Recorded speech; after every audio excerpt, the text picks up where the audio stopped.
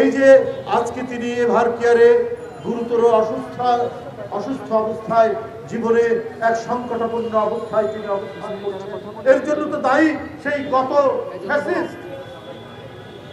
তার মতো একজন মহিলা যার কিছুই প্রমাণ করতে পারেনি, তাকে কারাগারের মধ্যে, সে কারাগার নতুন কোনো কারাগার বা বিল্ডিং ভবন সেখানে ছিল না, 200 বছরের প্রাচীন কারাগার, সিমেন্ট খুলে পড়ে, ছাদ থেকে বালি খসে পড়ে, তার কেবল চোখে অপারেশন হয়েছে, ওই চোখের মধ্যে ওই বালিগুলা পড়ে, নিপীড়ন নির্যাতনের কত মাত্রা, কত ভয়াবহ ডাইমেনশন আমরা সেদিন দেখেছি, যেটা বেগম জিয়ার উপর ঘটানো হয়েছিল সেই ফ্যাসিবাদী সরকার হাসিনা সরকারের কাছে।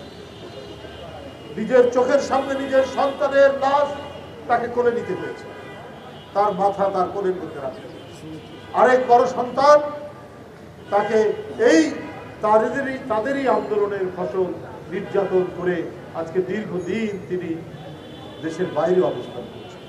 এত বেদনা, এত শোক, এত ব্যথা, এত দুঃখ নিজের হৃদয়ের মধ্যে ধারণ করে তিনি শুধুমাত্র তার হৃদয়ের মর্মমূলে, তার সমস্ত কর্মকাণ্ডের মর্মস্থলে ছিল দেশপ্রেম, দেশের জনগণ, দেশের মানুষ, স্বাধীনতা, সার্বভৌমত্ব, গণতন্ত্র। এইটা নিয়েই তিনি বেঁচে ছিলেন। কত চেষ্টা করেছে হাসিনা এবং তার লোকেরা, মঈনুদ্দিন ফখরুদ্দিন, দেশের বাইরে চলে যান, সৌদি আরবে গিয়ে অত্যন্ত শান্তিতে থাকতে পারবেন, দেশের বাইরে যান না। সত্যিকারের যদি জনগণের এবং দেশপ্রেমিক মানুষ হয়, সে তো নিজের লোককে ছেড়ে যেতে পারে না, জনগণকে ছেড়ে যেতে পারে না। এদেশের স্বাধীনতাকে অরক্ষিত রেখে, এদেশের সার্বভৌমত্বকে দুর্বল রেখে তিনি তো যেতে পারেন না। অত রক্তচক্ষুকে উপেক্ষা করে বেগম জিয়া এই দেশেই থেকেছেন, বিন্দুমাত্র তাকে হাসিনা আর তার দোসররা টলাতে পারে না। এই কারণেই শেখ হাসিনার যত রাগ, যত ক্ষোভ, এই কারণেই তাকে কারাগারে নিয়ে যাওয়া হয়েছে, নির্যাতন করা হয়েছে, সাজার পর সাজা দেওয়া হয়েছে। তবুও মানুষের প্রতি তার অঙ্গীকার থেকে তাকে টলানো যায়নি। যেমন হোসেন মোহাম্মদের সাথেও তাকে টলাতে পারেনি। লোক প্রলোভন কত কিছু দেখানোর পরেও তিনি বলেছেন এই লোকটা স্বৈরাচার, এই গণতন্ত্র হত্যাকারী, এর অধীনে কোনো নির্বাচনে যাব না। তিনি যাননি, কিন্তু গেছেন কারা তারা, আমি নতুন করে আর তাদের নাম বলতে চাই না, শেখ হাসিনা সহ।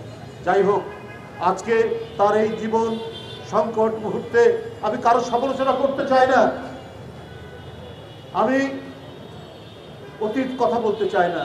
জনগণ জানে, আমরা জানি আজকে সেই বসুন্ধরা রিভার কেয়ারে এক জীবন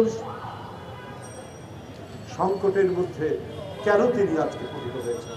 তাকে তো আমরা সুস্থ দেখলাম, তাকে তো দেখলাম তিনি হাঁটতে হাঁটতে, যখন পুলিশ তাকে জেল গেটের সামনে রাখলো, তিনি হাঁটতে হাঁটতে কারাগারের মধ্যে চলে গেলেন। অথচ সেই মহিলাই হুইল চেয়ারে করে বেরোচ্ছেন যেদিন তাকে কারাগার থেকে বের করে তাকে ছাড়া হয়নি, তাকে মুক্তি দেওয়া হয়নি। করোনার সময় তাকে গৃহবন্দী করে তার বাসায় রাখা হলো। 5ই আগস্টের দিন রাত্রে তার মুক্তি হলো।